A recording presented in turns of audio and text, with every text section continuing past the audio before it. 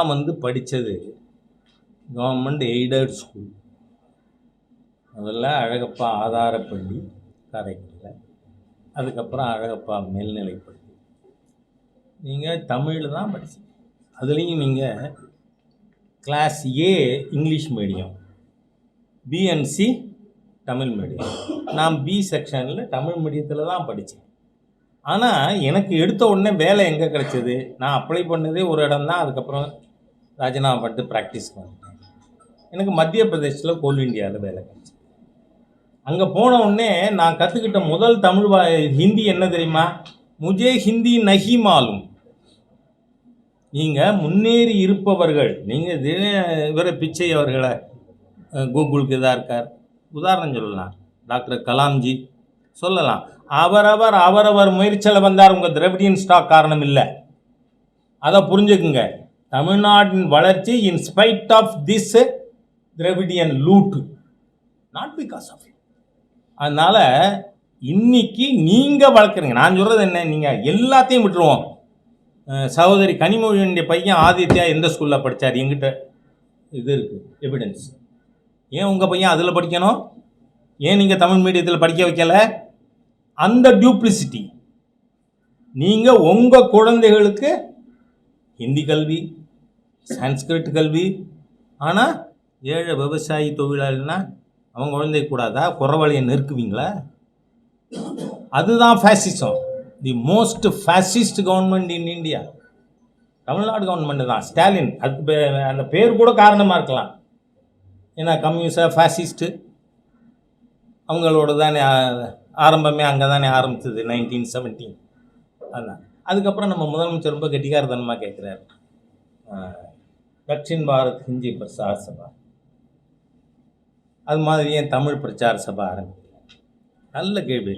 நீங்களே வாண்டனா வடிவேல் மாதிரி வண்டியில் ஏறுறீங்க.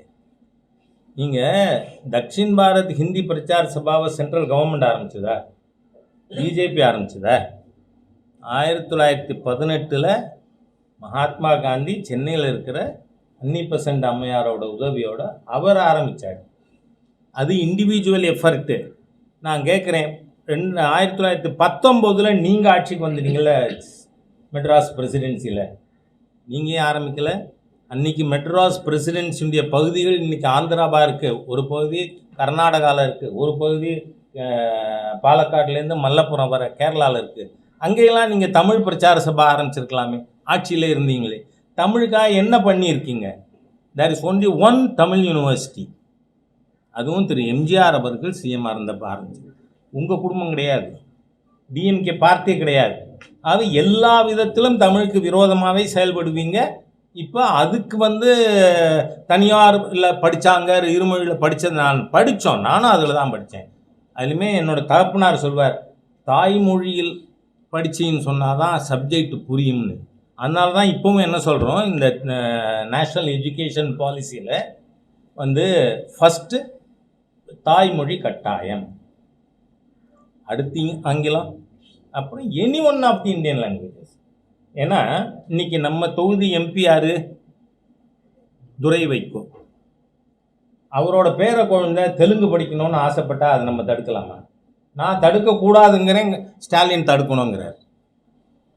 துரை வைகோ பேர குழந்தை ஏன் தெலுங்கு படிக்கப்படாது? உதாரணத்துக்காக சொல்கிறேன். தமிழ்நாட்டில் 37% லிங்குவிஸ்டிக் மைனாரிட்டிஸ் இருக்காங்க. ஏன் அவர்கள் குழந்தைகள் கன்னடம் படிக்கணும்னா கன்னடம், மலையாளம் படிக்கணும்னா மலையாளம், தெலுங்கு படிக்கணும்னா தெலுங்கு? வாய்ப்பு கொடுத்தால் என்ன? அந்த வாய்ப்பு ஆப்ஷனல். நீங்கள் any one of the Indian languages வைங்க. அது என்ன நீங்கள் தடுக்கிறதும் கூட ஒரு திணிப்பு தானே.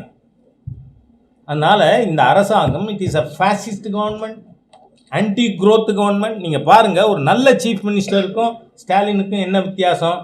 நேத்திக்கு சொல்லியிருக்கார் திரு சந்திரபாபு நாயுடு அவர்கள், 3 லாங்குவேஜ் என்ன, என் மாநிலத்தில் என் குழந்தைகள் 10 லாங்குவேஜ் படிக்கணும்னாலும் நான் அனுமதி தரேன். அதுதான் வளர்ச்சி விரும்புகின்ற, அறிவை விரும்புகின்ற சீஃப் மினிஸ்டர். இவர் அப்படி இல்லை.